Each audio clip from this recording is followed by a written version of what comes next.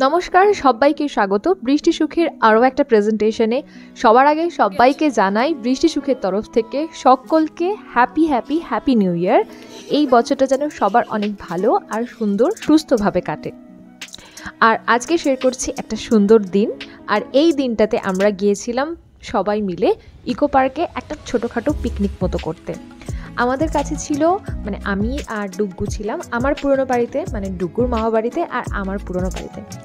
সকাল সকাল রেডি হয়ে নিয়েছিলাম, মা এদিকে সমস্ত রান্নাবান্না করে রেডি হয়ে গেছিল আর ঝপ করে আমরা বেরিয়ে পড়েছি। এবার যাচ্ছি ইকো পার্কে। বছরের এই সময়টায় ইকো পার্কের একটা আলাদা চার্ম থাকে যদি ঠিক রকম বসতে পাওয়া যায় বা নিজেদের মতন টাইম স্পেন্ড করার মতো জায়গা পাওয়া যায়। বিকজ দেখুন, আমরা এক্সপ্লোর করতে যাচ্ছি না, ওখানে আমরা নিজেদের মতন করে একটা ছোটোখাটো পিকনিক করতে যাচ্ছি। তো ইতিমধ্যে ট্রেন না বাস, টোটো আর কি অটো, এই তিনটে ভাগ ভাগ করে আমরা পৌঁছে গেছি ইকো পার্ক। আর এবার ঢুকে পড়ি, চলুন। একটা বিস্তর অংশ নিয়ে এই ইকো পার্কটা, আর এরই একটা অংশ দিয়ে আমরা এখন হেঁটে চলেছি। এটা ছিল 4 নম্বর গেট, 4 নম্বর না 1 নম্বর, 4 নম্বর ছিল। এটা 4 নম্বর গেট ছিল। আর এখানে বেশ ভালোই ভিড় ছিল। আর এটা কিন্তু নিউ ইয়ারের ঠিক 1-2 দিন আগে, আমার ডেটটা ঠিক মনে পড়ছে না অ্যাপ্রক্স, বাট ওই 1-2 দিন আগেই হবে। আমরা পরিবার সমেত গেছিলাম, মানে পরিবার বলতে আমি, মা, মাসিমণি, আমাদের সাথে ডুগ্গু ছিল আর আমাদের ভাইগুলো ছিল, ব্যাস দ্যাটস ইট। আমরা নিজেদের মতন রান্নাবান্না করে নিয়ে গেছিলাম, করে নিয়ে গিয়ে ওখানে খাওয়া দাওয়া হবে, খেলাধুলো হবে, এই ছিল আমাদের প্ল্যান।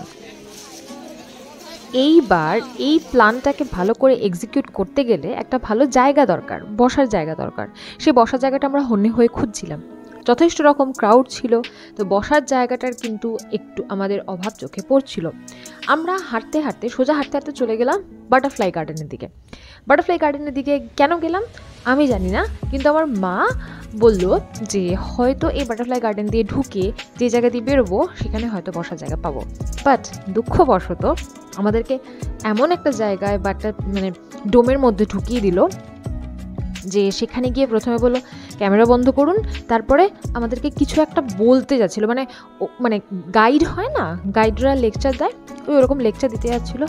তো তখন আমরা ভাবছিলাম এই মোড়ে ছেড়ে, মানে ওখানে মেনলি ছিল ওই ডোমটার মধ্যে গাছপালা ছিল, বাটারফ্লাই ছিল এদিক ওদিক, বাট ওর ওখানকার যে বাটারফ্লাই দেখলাম ওর থেকে বেশি বাটারফ্লাই আমাদের বাড়ির সামনে যে ওই মানে গাছপালা আছে ওখানে আরও বেশি বাটারফ্লাই পাওয়া যায়। হয়তো আরও কিছু নলেজ দিত, সেগুলো আমাদের লাগতো না। আমাদের যেটা লাগতো সেটা হচ্ছে একটা বসার জায়গা, তো সেটা আমরা পাইনি।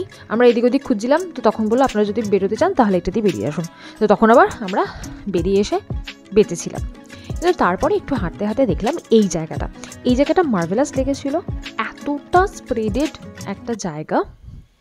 বাট দেখতেই পাচ্ছেন ভিড় নেই সেরকমভাবে।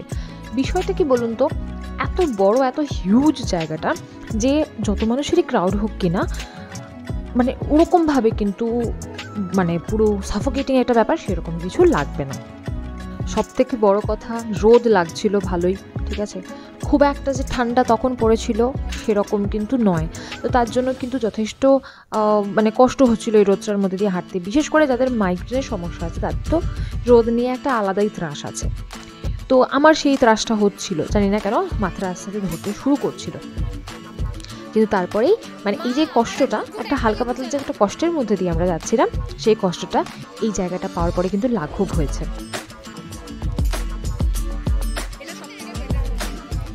পেয়ে আগে বসেই মা দেখলো চা যাচ্ছে, তো আগে লেমন টি খেয়ে নিলাম।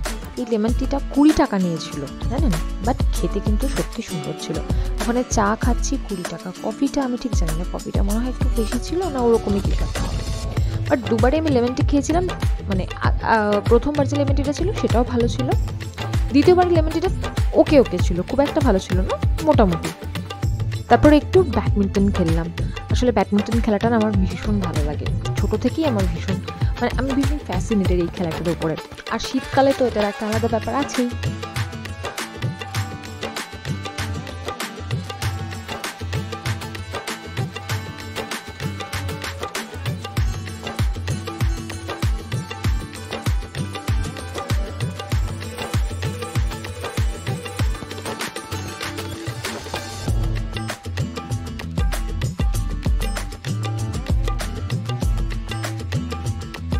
বেশ কিছুক্ষণ খেলে ধুলে একটু বসলাম, বসে তারপর একটু হাওয়াই মিঠাই খেলাম।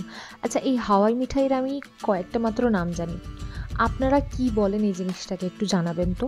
আমি মানে জানি আমরা ছোটোবেলায় বলতাম হাওয়াই মিঠাই, মারা ছোটোবেলায় বলতো বুড়ির চুল, এখন ডুগুরা নিজেদের ছোটোবেলায় বলে ক্যান্ডি ফ্লস, আবার কটন ক্যান্ডিও বলে।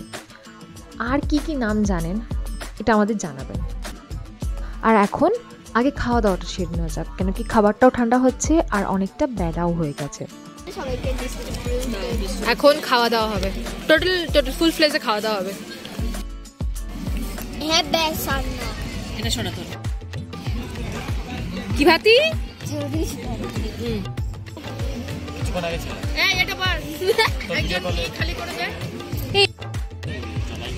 বলো কেমন হয়েছে রান্না? মা ভালো হয়েছে? নিজেরা করে নিজেরাই প্রশংসা নিচ্ছে। এই তোমরা বলো কেমন রান্না হয়েছে? ভালো হয়েছে? সবগুলোই আমি করিনি, অ্যাকচুয়ালি কোনোটাই আমি করিনি। খাওয়া দাওয়া ছিল ফ্রাইড রাইস আর চিলি চিকেন। তো এইরকম সিম্পল খাবার আমি ভীষণ ভালো খাই, আমার বলে মনে হয় এটা আমি তৃপ্তি করে খেতে পারি। বাট ওই 4-5 রকমের পদ দিয়ে দিলে ব্যাপারটা খাওয়া যায়, খেতে ভালোবাসি, খাইও। বাট কি হয়, কোনো একটা জিনিস একটু বেশি ভালো খেতে হলে সেটাতে আমি বেশি ভাত খেতে উঠতে পারি না, তাদের পেটটা ভরে যায়, পরে আবার পদগুলো খেতে পারি। তো যাই হোক, অলটুগেদার সিম্পল খাবার আমার ভীষণ পছন্দ। তবে এই নয় যে আমি 4-5 রকমের পদ দিয়ে খেতে ভালোবাসি না, সেটাও ভালোবাসি, তবে এইটা একটু বেশি তৃপ্তির সাথে খেয়েছিলাম। যেমন সুন্দর ফ্রাইড রাইসটা হয়েছিল তেমন সুন্দর হয়েছিল চিলি চিকেন। ডুগ্গু একটু খেলতে বলছিল ঠিক, বাট ওই দুপুরবেলা পেটে ভাত পড়লে না এমন ঝিমুনি লাগে, তখন আর কিছু ইচ্ছাই করে না। আর সবথেকে বড় কথা, খেলা তখন শিখেই উঠেছিল, তখন মনে ছিল একটু ঘুম, মা মাসি থাকবে সাথে, একটু গল্প গুজব হবে না, সেটা তো হয় না। সেই জন্য বাকিরা সবাই খেলছিল ধুলছিল, আমরা একটু গল্প করছিলাম। আর তারপরে দেখলাম মা নেমেছে ডুগ্গুর সাথে ব্যাডমিন্টন খেলতে, আর আমি এদিকে চুপচাপ বসেই আছি। বিশাল ঝিমুনি লাগছে, আমরা ভাত পেটে পড়েছে তো বিশাল ঝিমুনি লাগছে। আর পাশে এখানে ধুমধুমার খাওয়া হলো জানেন, বিরিয়ানি, চিকেন, স্যালাড, এখন কমলা লেবু দিয়েছে, রসগোল্লাও দিয়েছে। আমরাও খেয়েছি, আমরা ফ্রাইড রাইস চিলি চিকেন খেয়েছি। বাট এখানে এখনো বলছে এখনো খাবার ব্যবস্থা আছে। আসলে এরা মনে হয় টিউশন গ্রুপ থেকে এসেছে, টিউশন গ্রুপ থেকে, কোচিং গ্রুপ থেকে পিকনিক করতে এসেছে। ভালোই, বেশ বাচ্চা বাচ্চা নিয়ে, স্যার নিজের ফ্যামিলি নিয়ে এসেছে। এই যে এরা হচ্ছে গিয়ে ওই যতদূর মনে হচ্ছিল এরা হচ্ছে ওই স্টুডেন্টরা, আর ওদেরকে এনেছিল মনে হয় ওদের টিচার বা এরকম একজন কেউ হবে। সত্যি বলতে খুব ভালো খাওয়া দাওয়া হয়েছিল ওদের, কেন কি ওরা জাস্ট পাশেই বসেছিল, আপনারা দেখতেই পেলেন। আর বিরিয়ানির গন্ধে না আমি থাকতে পারছিলাম না। দেখুন, ফ্রাইড রাইস, ভাত এগুলো তো ঠিকই আছে, বাট বিরিয়ানি তো আমার আলাদা একটা পূর্ণ প্রেম।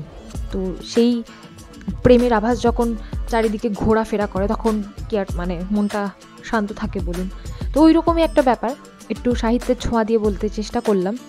বাট আমার মধ্যে কথা হচ্ছিল যে এরকমভাবে কখনো বিরিয়ানি খেতে নেই। বিরিয়ানি এমন একটা জায়গায় খেতে হয় যেখানে আর 4-5 জনের কাছে মানে গন্ধটা যাবে না। গন্ধটা গেলে কিন্তু যারা খাচ্ছে তাদের একটা পেট খারাপের টেন্ডেন্সি বা সম্ভাবনা থাকতে পারে। হাতে কফিটা রয়েছে আমার।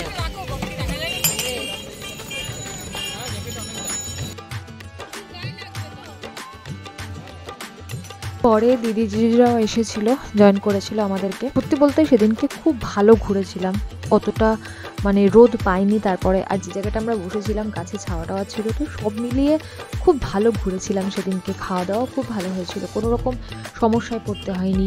তারপরে অতটাও ক্রাউডেড ছিল না যে জায়গাটায় ছিলাম। তো সব মিলিয়ে আমার খুব ভালো লেগেছিল সেদিনকে আউটিংটা। ছোটোখাটো একটা পিকনিক যদি এরকম হয় তাহলে কিন্তু শীতের একটা দিন জমজমাট হয়ে যায়, আর সেটা যদি ফ্যামিলির সাথে হয় তাহলে তার কোনো ব্যাপারই নেই।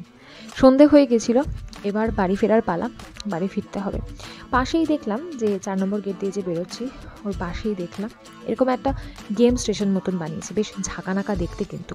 তো যাই হোক, এখানে আর বেশিক্ষণ দাঁড়াইনি, বাইরের দিকে চলে এসেছিলাম, কেন কি আমাদের যেতে হবে বেশ অনেক। সেদিনকে আননেসেসারিলি আমাদের অনেকটাই লেট হয়েছিল। তো যাই হোক, এই ছিল আমাদের ইকো পার্কে ঘোরার দিনটা, যেটা আপনাদের সাথে সানন্দে আমি শেয়ার করলাম। হোপফুলি আপনাদেরও ভালো লেগেছে। আজকের ভিডিওটা এই অবধি, আসছি আবারও নতুন প্রেজেন্টেশন নিয়ে। ততক্ষণ সবাই ভালো থাকবেন, সুস্থ থাকবেন। সবাইকে আবারও happy new year and thank you.